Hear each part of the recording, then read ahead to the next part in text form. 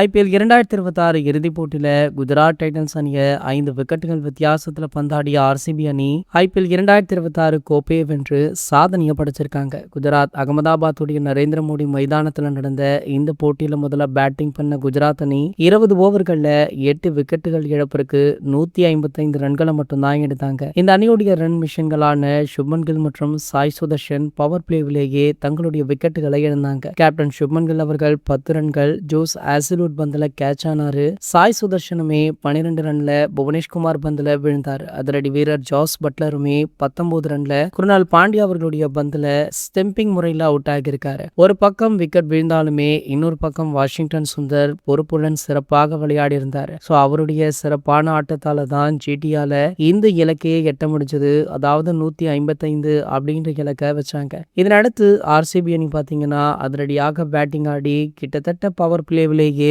வெற்றியை உறுதி பண்ணாங்க.